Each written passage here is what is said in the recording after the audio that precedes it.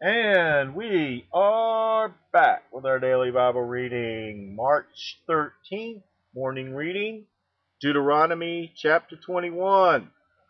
If one be found slain in the land which the Lord thy God giveth thee to possess it, lying in the field, and it be not known who hath slain him, then thy elders and thy judges shall come forth, and they shall measure unto the cities which are round about him that is slain. And it shall be that the city which is next unto the slain man, even the elders of that city shall take an heifer, which hath not been wrought with, and which hath not drawn in the yoke. And the elders of that city shall bring down the heifer unto a rough valley, which is neither eared nor sown, and shall strike off the heifer's neck there in the valley. And the priests, the sons of Levi, shall come near, for them the Lord thy God hath chosen to minister unto him, and to bless in the name of the Lord. And by their word shall every controversy and every stroke be tried. And all the elders of that city that are next unto the slain man shall wash their hands over the heifer that is beheaded in the valley. And they shall answer and say, Our hands have not shed this blood, neither have our eyes seen it. Be merciful, O Lord, unto thy people Israel, whom thou hast redeemed, and lay not innocent blood unto thy people of Israel's charge, and the blood shall be forgiven them. So shalt thou put away the guilt of innocent blood from among you, when thou shalt do that which is right in the sight of the Lord.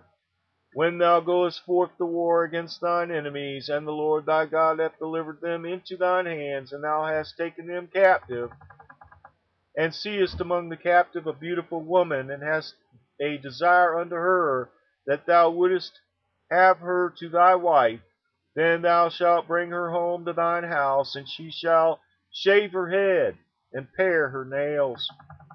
And she shall put the raiment of her captivity from off her, and shall remain in thine house, and bewail her father and her mother a full month. And after that thou shalt go in unto her, and be her husband, and she shall be thy wife.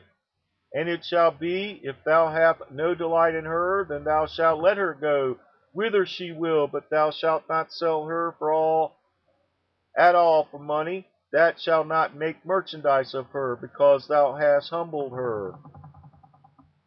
If a man have two wives, one beloved, the other hated, and they have borne him children, both the beloved and the hated, and if the firstborn son be hers, that was hated, then it shall be when he maketh his sons to inherit that which he hath, that he may not make the son of the beloved firstborn before the son of the hated, which is indeed the firstborn.